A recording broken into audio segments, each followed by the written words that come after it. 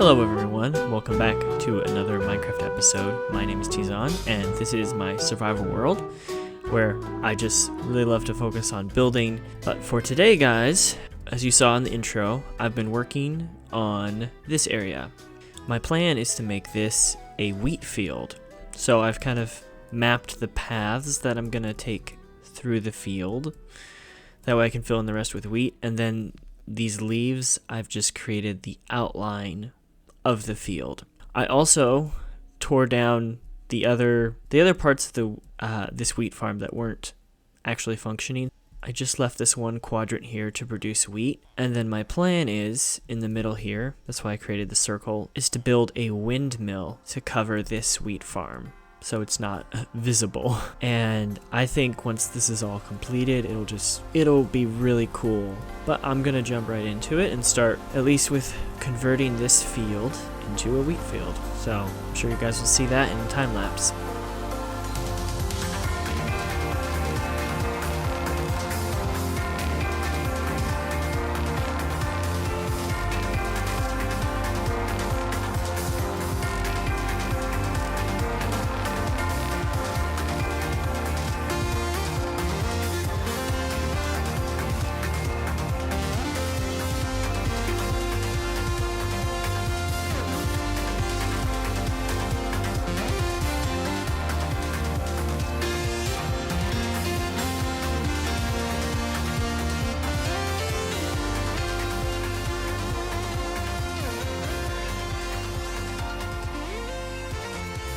Oh, finally, all the planting is done. That took a very long time, but even just like this, just the basic wheat planted, I haven't added any detail or decoration or variation in the wheat. And I think it already just looks really nice. And I don't think I'm gonna go too crazy with the details for this wheat field because I've been looking at a lot of pictures of wheat fields in real life, and really they are pretty plain. It's just maybe a path going through it, and then just plain fields of wheat, just as far as you can see. So I'm not gonna go too crazy with the detail, but I really like just walking through it on this path. I love walking through this field, and then as you come around this corner, you just see the factory, the smokestacks coming into view through this village. I think once we have this village kind of transformed, this view will look so nice. I'm really pleased with it. And lately, guys, I have been so inspired. I have so much inspiration, so many ideas for building. Like, they just won't stop. Over here past the wheat field, I have some ideas. There's kind of this natural, I don't know what you'd call it, ravine, whatever, in the land. Going through that hill there, going through here, it continues all the way back here to a river between two mountains that just kind of ends back there. So I was thinking I could continue that river, bring the river right through here as the division between this biome and the forest, and bring that river through here. So we have a river right next to our wheat field here. And I have planned even to transform this forest a little bit, and I'm super excited for that. But that being said about the wheat field, there are some things I would like to do to improve it. One thing is this path. I'm not going to leave it just like this. And part of the inspiration came from just taking a walk out in our neighborhood. I was walking just the other day with my wife and my two kids, and just looking at the trees in the neighborhood, looking how they form and the way they're shaped and everything. And I got a lot of inspiration for trees in this world. And there's a couple trees that I saw that I'd like to try to recreate in the area around this field. Just a couple trees I think would help as well. And let me tell you, after this wheat field, our wheat problem is pretty much solved. I have so many hay bales now. And if you looked here, I think this is the statistic for how many times I've used it. 20,000 seeds. 20,000 seeds. And that's mostly just from this wheat field. But for right now, I'm gonna gather a few materials and kind of walk you guys through some of the extra detailing, the extra stuff I'm gonna add to this wheat field. So my idea for the path through the wheat field is going to be a little bit different from what we did here. Here we did mostly packed mud and a little bit of coarse dirt mixed in. I kind of want to reverse it through the wheat field, with it mostly being the dirt with patches of packed mud throughout, just because it's through a wheat field. It's more dirt, it's more soil. So I wanted to switch that a little bit. And then one other detail. So this is what I mean with the pathway here, mostly dirt with some patches of packed mud, as well as I wanted to try some grass here, because from what I saw, some paths through wheat fields, they're dirt like this, but then they'll have like a little strip of just a little bit of grass running through the middle, basically as if like farm vehicles or tractors are going through this path and they're trampling all the grass, and the grass is only able to grow in the middle of the path. I might do just a little bit of that as we go through this field, through this path, and see how it looks. And I will probably still do a few stone buttons, but a bit more sparse than that path over there. So I'm gonna try to do that for the rest of this path, and then I'll show you guys and see how I like it. I'm not sure how I like the grass as it goes throughout, but we can try.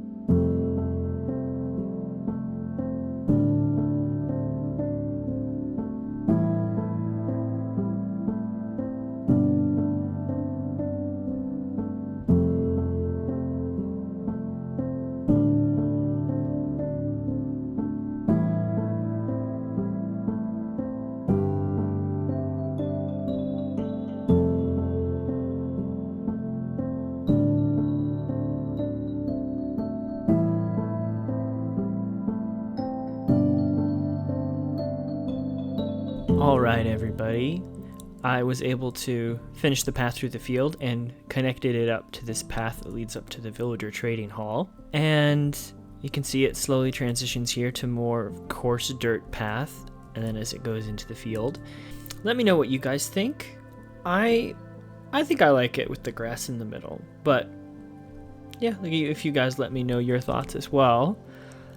I think this definitely looks better than just the path blocks we had through here. But the next thing I would like to do to this field is, I was thinking this section right here, make a small section of the field look like it is being harvested already. Because if you think about it, I mean, all this wheat is fully grown. It's harvest time, so someone needs to be starting to harvest it. So I want to kind of do this section, and I have a few ideas for that. So I'm going to start working on that, and then I want to show you guys. Alright, so I've cleared out some of this wheat field here. So my idea is, again, to make it look like it's being harvested. So one thing I will do, like this, create some larger hay bales that are around, as if they've bundled up the wheat that they've been harvesting. And then this will probably all be turned to regular dirt.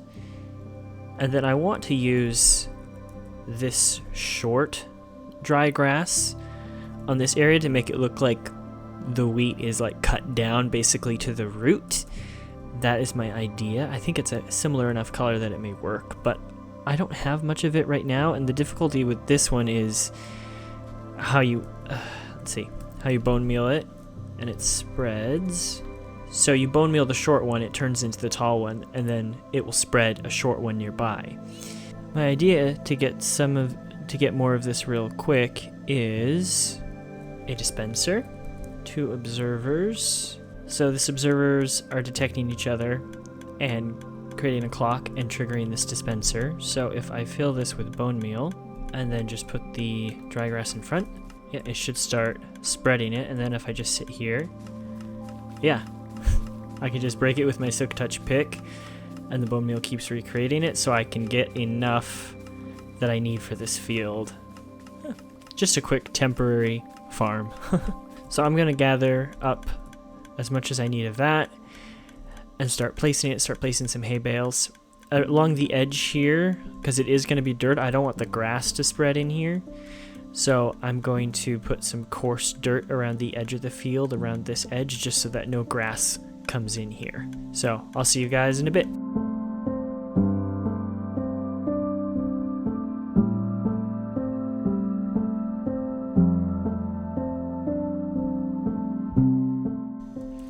Alright, I have finished with this section of the wheat field.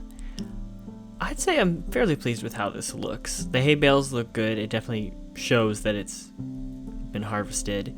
I think this short dry grass works. I know it's a slightly different color than the wheat, but if you imagine basically that they've cut down these plants and then these ones have kind of shriveled and died, they're just more dried up wheat. I think it works in that way, and then, I don't know, you gotta use your imagination. So I like that. And then I've added a few firefly bushes within the wheat hidden throughout here, so that at night, if you walk through this field, you get those nice firefly particles. So I think this is really nice, especially once we have the windmill there. If we build that river and then transform that forest, transform that village, once everything starts getting done, this is gonna come together, be just gorgeous views everywhere. I am having so much fun developing and making this area. But yeah, the last thing I want to do for today's episode, as far as building or making things is concerned, is still around this field. I want to make a few custom trees. I'm thinking at least 3, just kind of along the outskirts of the field. I already have in Creative designed just a trunk and branch design for the tree. I will use like light matica for that, so I can place a few and rotate them, just create slight variations, and then I'll just add the leaves on here in survival, and that way the trees won't look exactly the same in their leaf pattern either. So I want to place a few, maybe one right there. I was thinking one like right there, and then maybe one right there. So like just 3 trees along the field, I think will add a lot and help. So I'm gonna work on those, and then for the rest of today's episode, after I finish those trees, I really want to go visit the Deep Dark. Since it has been added in survival, I have never gone and conquered and looted an ancient city. Like, I've never done it. I know it's been out for quite a few years now, but I haven't played Minecraft a whole lot in recent years, and when I have, I've never gotten that far. So I really want to go see the Deep Dark this episode. Hopefully that shows up well on YouTube. I know it's going to be very dark, but for right now, let's get making some trees.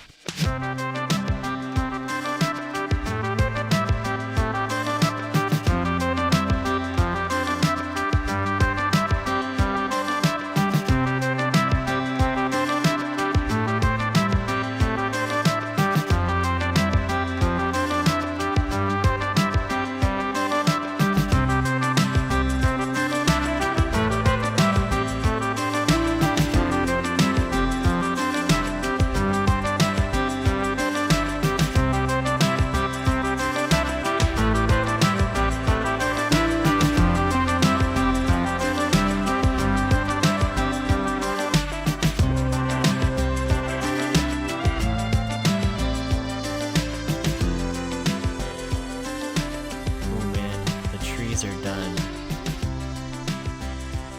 They were honestly pretty easy because I used the same branch structure for each, rotated them, but then to get variation, I did the different leaves. I did the leaves individually on each tree, but I really love how they turned out. Like, oh, it looks so good on this field. I also did a bit of terraforming underneath the trees. I think that helps them stand out a little bit more as well.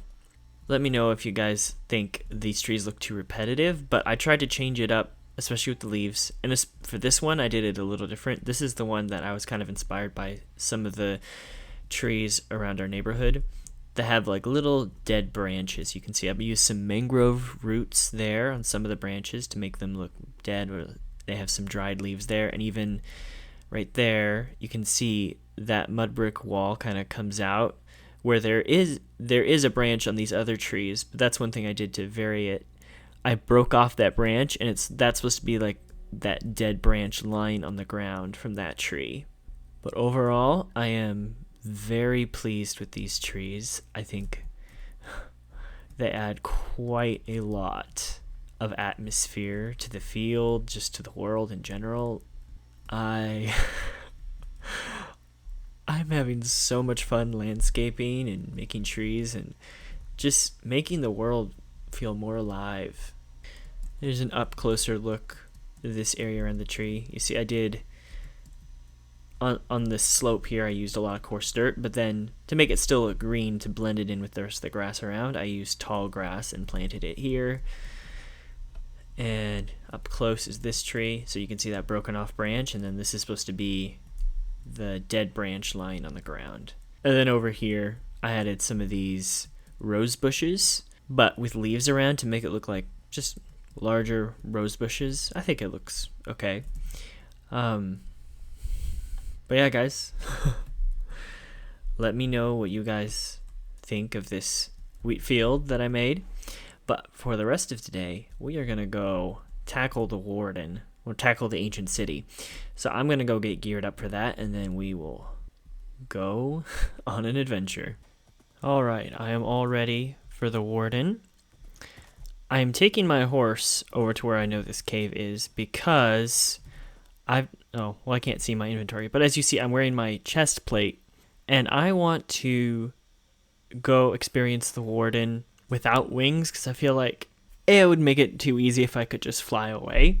So I don't want to cheese it in that way. I want to experience it without that easy escape from the Warden. But I've got all my other gear together, wool, and then, yeah, that's why I'm bringing the horse, so that I can just get there faster. Oops. This is over by the factory. I have not filled in the land underneath it. But right down here in this cave is where I have seen the ancient city before. I've not given this horse a name yet. I don't know if I should. There we go. You just wait here for me until I come back. Most of that footage that I just recorded down in the deep dark, for some reason when I got down there, was super stuttery and framey as I was playing the game. So I apologize for any of that. I don't know how much I will show of that footage, but yeah, that's why. There it is, right down there. You can see it. Or I don't know how else it'll show up on YouTube. We'll see how much of this I show in the video, if it just looks really bad. What I would really like is a Swift Sneak book. That's probably the main thing that's actually useful here. Found a chest.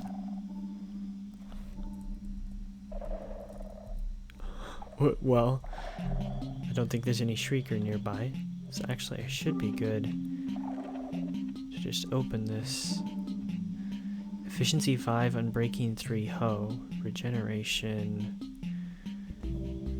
Skulk. Huh. I didn't realize you could find the Skulk catalysts in chests like this. I forgot to check. I literally forgot to check if it was safe and just set off a shrieker. Uh-oh. Okay, let's cover off that. I think I should be safe. Yes! Swift Sneak 3. Yes! That's honestly all I need. I do kind of want to see the Warden at some point down here. Oh, well. Oh no, there he is. Oh, I see him. I can see him right there. Could he detect me from this far away? He's coming my direction. Oh no, oh no. Okay. I'm setting everything off. Surely he heard me there. Oh, he's digging back down. even though I made all that noise, set off a lot of shriekers down there. So I came back and tried to put this Swift Sneak book on my boots, and then I realized, also after looking it up online, that Swift Sneak is not compatible with Depth Strider or Soul Speed. I didn't know that. So if I want to use this, I'm going to have to get a different pair of boots, and then maybe use this pair of boots as like my water boots and these as my normal use boots. We'll see. So I'm not going to use the Swift Sneak book today. But now it is that time for the comment of the day. This one says, "Brother, you should use Distant Horizons mod for smoother gameplay." Yeah, so I wanted to take a moment to just address, as some of you I know have mentioned, the stuttering or frame issues on some of my other videos. I am aware. I've been working on it. I've been trying, honestly, a lot of different things. Right now, if I'm not recording, if I'm not using OBS, I get consistently usually between 70 up to 100 frames per second, which is pretty good. Once I start recording, even having OBS running and not recording, I go down to about 40 to 50 frames per second. So I'm not sure if this was a good idea or not, but I've been recording at 30 FPS. Even this video, so that could be some of it. I'm not recording at the highest FPS because in my first episode, I was using 60 FPS. I noticed when I looked back at the footage later on, there would be stuttering, there would be lag, when in-game, when I was playing, there wasn't any lag. It was just lag on the recording, and I was so confused. I saw somewhere that if you turn it down to 30 FPS, it may fix some of that. So that's what I've been trying for some episodes, but I don't know if that's working. And now I've adjusted some settings in OBS, and it hasn't had any other issues with stuttering on the video when it doesn't in-game. So I think for next episode, I'm going to switch back to recording 60 FPS. I really don't know how that goes. When you're recording at 60 FPS, does your game have to consistently run at 60 FPS while you're recording for that to look good?